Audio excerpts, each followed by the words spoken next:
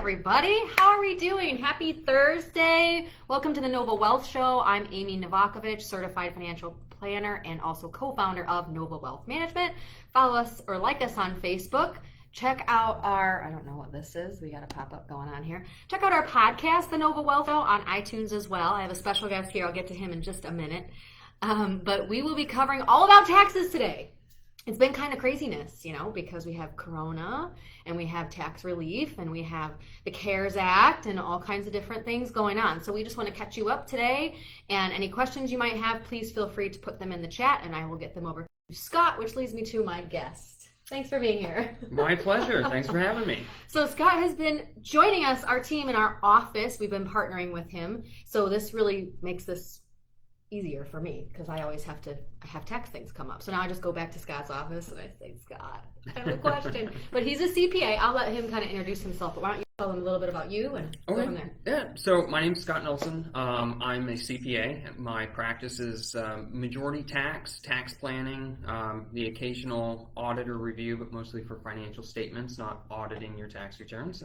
We try to keep those as audit proof as possible. Absolutely. Yeah.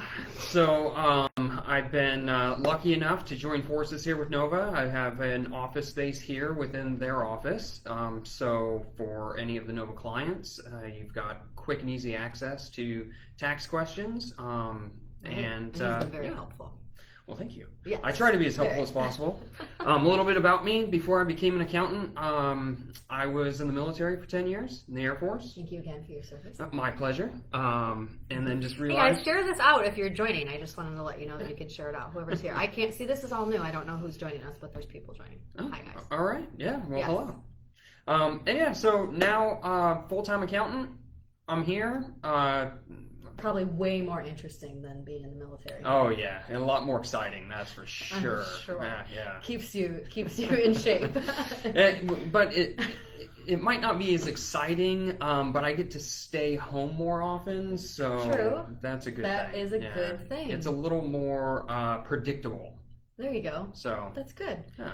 So let's just get right into it. If those of you that have questions, again, just for if you're joining, just put them in the chat and I'll try to answer them. Although, it's funny, I don't know where the chat is on this. Yeah. So, and I didn't bring my phone in. Hey, Beth, somebody, if you're watching, can you bring me my phone so I can maybe see the chat and see if we can have any comments? But first of all, okay, so the CARES Act last year. Yes. Right? Allowed people to take out money from their IRAs. Correct. And their 401ks. If you didn't know that, you were allowed to take out money. And actually still may be, maybe, or not so much. I feel like the CARES Act is the forever evolving it is. Well, that's true. act that just changes as we go. At any rate, you should look into it. If you have a specific situation, you should certainly contact us and we can certainly, thank you very much, find out the answer if you can. We have third-party administrators that work on these plans and everything that we can contact and reach out to and see if you would be able to take out money without penalty from your IRAs or 401ks. Because a lot of people, that's where they build up their funds. Absolutely. And a lot of people were negatively affected Yes. and needed access to their funds. The government understands that and is allowing for quite a few tax breaks if you had to dip into your retirement account. So how does that, and I know I looked at it last year, but how does that work? So if they had taken out money, now people probably have questions of, so when do I have to get it in by? I know they were allowed to take a bigger loan. It went from $50,000 to $100,000. Right. So when do they have to get that in by? Is there any tax implications this year? Well, so they're not as easy of an answer as Not just clean being cut. Yeah. Because there were some people that took money out and then realized they didn't need it. There were other people that were That's true. required to take their RMDs and then realized they were no longer required. So then they put it back. That's right. A And lot we of did it have came, that too. a lot of it came down to how it was coded. So make sure when you're getting your taxes done for 2020. First off, it's been extended for those that don't know. That was one of my other questions. Yeah, It personal. has been extended for Yeah. personal though, right? For personal. Okay. Yeah. Personal tax returns automatically extended to May 17th from April 15th. So normally you would have to get an extension that put you out to October. It was automatically extended to May, but you can still get it extended to October. Wonderful. Yeah, but what that did do though is it increased our ability to when we needed to make our contributions for Right. 2020. Before you had to do it by April 15th, Right. and now you can do it by May 17th. So that's lead us to our next discussion of how can we increase our tax return? How can we lower our overall tax burden? Even if you still owe taxes, you can lower how much you owe. And Scott has been very helpful in finding things, for us to do that for clients. So one of the ways is, yes, you can make an IRA contribution. For some reason, I've had 2 people in the last 2 weeks thinking that a Roth contribution lowers taxes. Mhm. So really quickly, I just wanted to cover that. So a Roth doesn't give you a tax deduction this year. It's later in life you get the tax benefits, but a regular traditional IRA, you actually get the tax deduction now, and it just comes right off the top of income. Right, absolutely. Although you want to make sure that you speak with your financial advisor, Amy, in company, somebody. or your accountant to find out if you're eligible. Some people aren't eligible because they either made too much money during the year. They already have a retirement account that with their employer. So, the IRS likes to be helpful when it's helpful for them, but they're not bending over too far. Right. So you want to make sure that you don't over contribute, because that can create a penalty. And that we don't want that. Correct. Definitely not. So double check. So if you're just joining us, we are talking all about taxes today. I have Scott here, who's a CPA, and we are talking about the CARES Act, which was coronavirus relief, meaning you could take out money. And then we're talking about different ways to save on taxes as well. So for companies, so we just mentioned an individual, a personal, deduction could be a traditional IRA or a Roth IRA. But for companies, you have other options besides just a regular 401k. So if you're self-employed, a lot of people think they just have the option of doing a traditional IRA or a Roth IRA. But if you're self-employed, and a lot of people became self-employed during Corona, so we want to make sure we cover this because this is a huge way to save on taxes, is doing a contribution into an employer plan, but you are the employer. So let's talk about that for a minute. So there's like a simple and a SEP, and I'll let you kind of talk about what that does for the... Yeah, well, the nice thing about the SEP IRA is that you don't have to contribute by May 17th. If you have an extension for your return, a SEP IRA can actually be contributed to later in the year. For the prior year. So correct. What he's saying is you could have until September 15th, right? Correct. For 2020 contribution. So you could still figure out your income for 2020, get things together, see if you owe taxes, and then actually make that contribution after the fact for that prior tax year, which I think is really huge. No, it is. There's very few things that you can do after December 31st Right. to lower your tax burden, because the year already passed. Right. But retirement is something that they allow. Well, so is it W-2 income that they go off of? Maybe we shouldn't get too deep in the weeds, but I think what you would need to have done, though, unless you're self-employed, then it goes on the Schedule C, and then you calculate the sub-contribution off of income. That does get that. Because gets I a was little worried more they would have had complicated. to do the W-2 by December 31st. But Right, but yeah, not necessarily. but it won't be for the W-2. It'll be for the self-employed. So Very good. Yeah. So see, guys, you should definitely look into it. And I think what most people do is they just assume their accountant or their tax preparer has done it all. They assume, and this is my next question about how to choose a preparer and what you do, but they assume because their accountant asks them questions on, okay, did you have any charitable contributions? Did you have this? They assume they've asked everything. So when choosing a tax preparer, because you don't want to assume that, I'll tell you that right now. You do not need to know everything about taxes, but just if you take away nothing else from this video, just know that you should be asking questions like, should I have a retirement plan? Should I make a contribution anywhere? Is there any other deductions that maybe I haven't thought of? And then brainstorm, like things that you do. I mean, the accountant should really ask questions. Like, what do you, take me through what you asked somebody, or, how do we figure this out? How do people figure this out? Well, and that's the thing, is you want to ask your tax preparer a lot of questions, because your tax preparer is probably preparing a lot of tax returns. Right. And nobody's situation is identical to their neighbors. Everybody's tax situation is a little unique. And your tax preparer might be so overloaded that they don't get everything. They don't ask you every question. A retirement thing should be pretty big. They should be asking you that. They don't. But yeah, no, you're absolutely right. A lot of times they just assume that what you have going on is under control. And if you're not asking your tax preparer, your CPA or EA or tax attorney, whoever it is that's preparing your taxes, if you're not asking them these questions, you're doing yourself a disservice, because they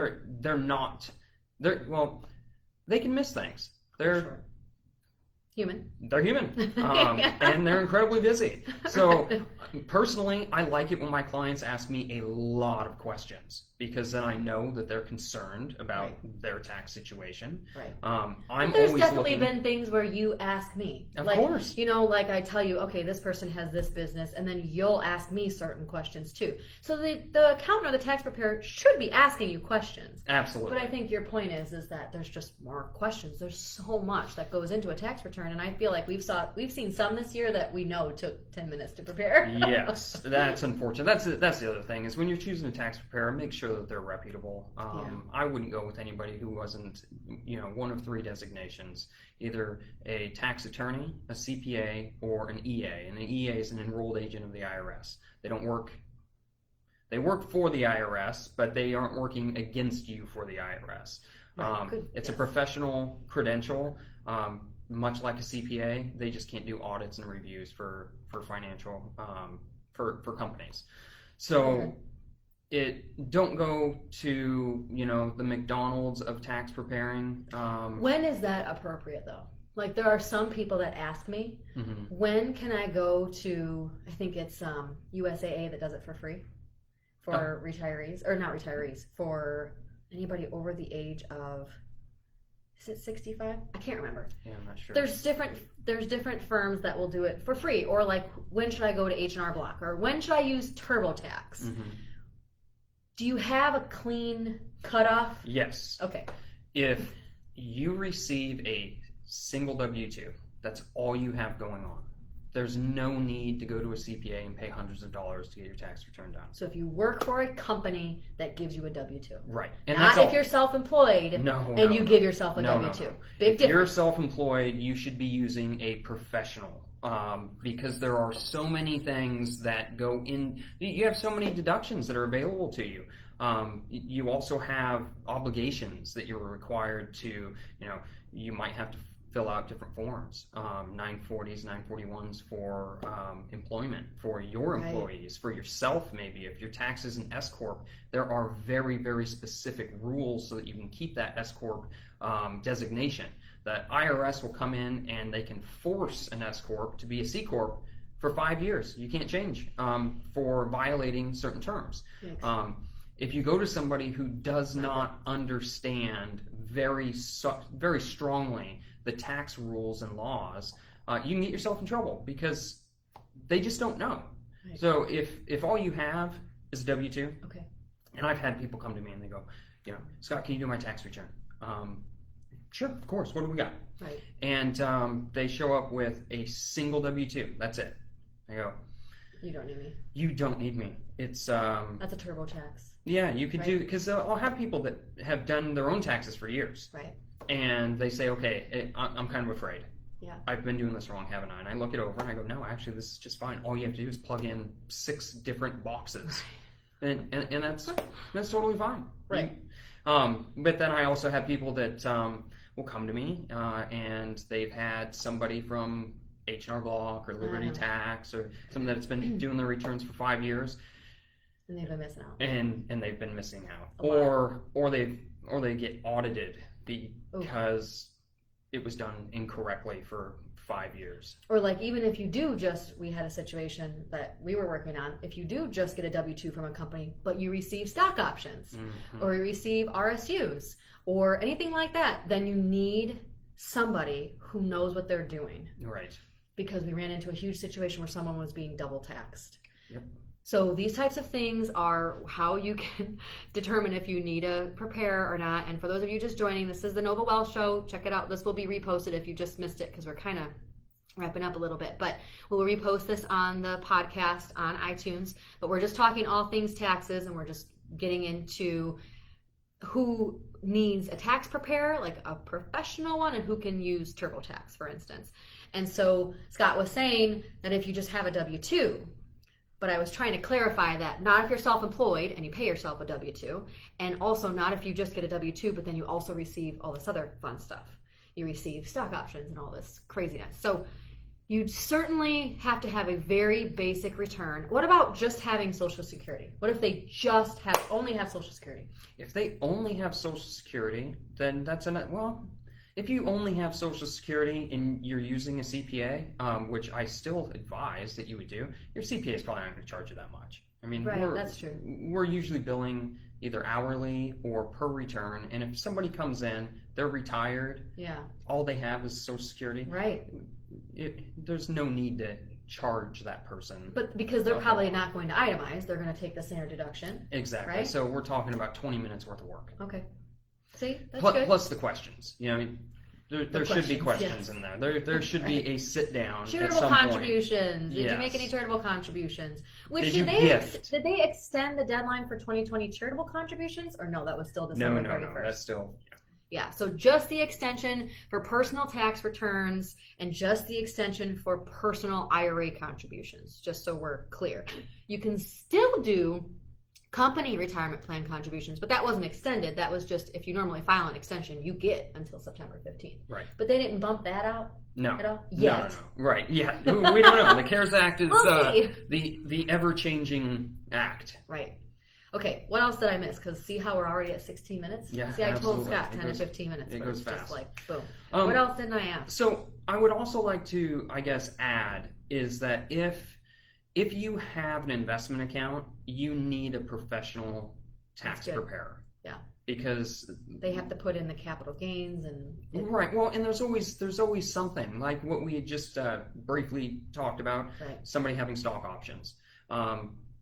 By having me take a look at their return, we in 20 minutes, 30 minutes that it took me to kind of analyze their situation, we saved them almost $9,000 in taxes. Yeah. Big so it's worth paying a professional to look it over. It's not for sure. Okay, they'll save me a couple $100. Who cares? This is talking about thousands of dollars. Right. Yeah. Oh, one more thing I did want to ask you. This wasn't in my list of questions, but like in the tax changes in 2018, were those tax changes 2018 or 2017? Or well, 2019. Technically, they're 2017. All my years are running together right now. Technically, the Tax Cut and Jobs Act was 2017, but it all went into effect into 18. Right. Okay. They changed something where now, like, entertainment is not deductible. Yeah, entertainment's gone. Done. So we used to be able to go play golf, and it was a 50% deduction, and that's gone. No deduction for entertainment whatsoever.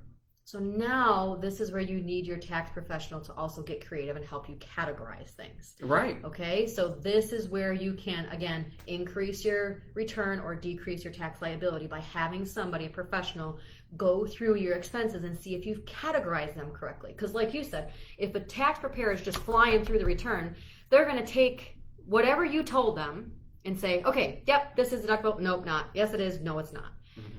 But really, somebody should be analyzing those expenses and make sure you didn't put $8,000 of transportation expense in entertainment because, oh, well, I traveled for that. I guess I'm just going to put it all under entertainment. No, that transportation needs to be under transportation. Absolutely. Because that's one's deductible and one's not. So you have to have somebody look over that kind of stuff. Well, and the fact that meals are still 50% deductible. Right. But people have lumped it line into entertainment. Right, between entertainment. It also has to be split out, though. So, for instance, let's say you take a client out to a sporting event. Okay. The sporting event is not deductible, but the food is. Right. Unless the receipt, let's say you, sometimes you'll go somewhere, you rent out one of the suites at a game. Yep, and you could have it catered. And, right. Yeah. Well, and now if sometimes that catering comes included.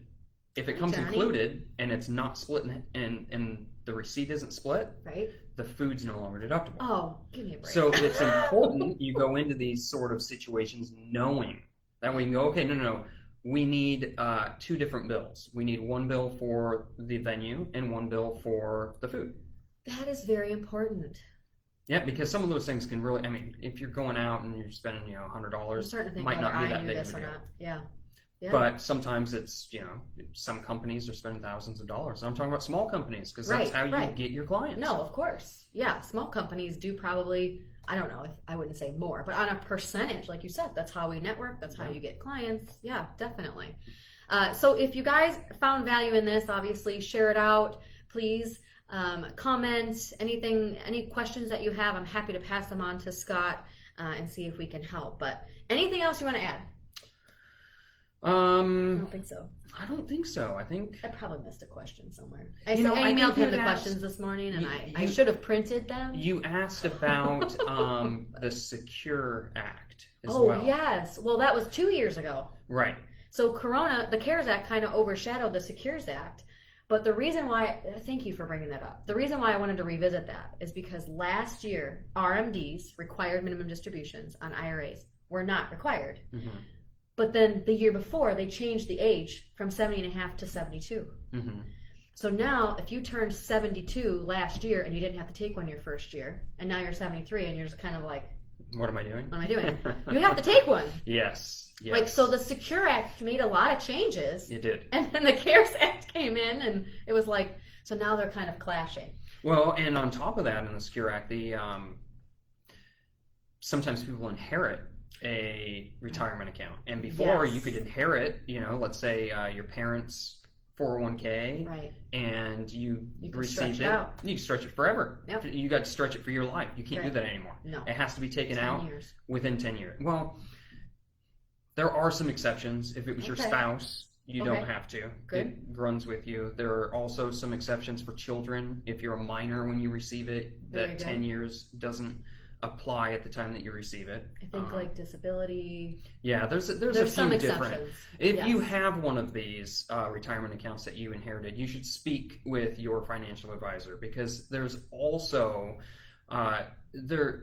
you don't have to take it out spread out over the 10 years. You could take it You out could at wait, the end. You can right? take it out. It just has to be out within the 10 years. You might be able to set up a strategy where you're going to have a year of large capital losses, and So you then can take it out take that it year, out then, so that you not don't take it out another year. jump yourself into a Yeah. new tax bracket. Very good.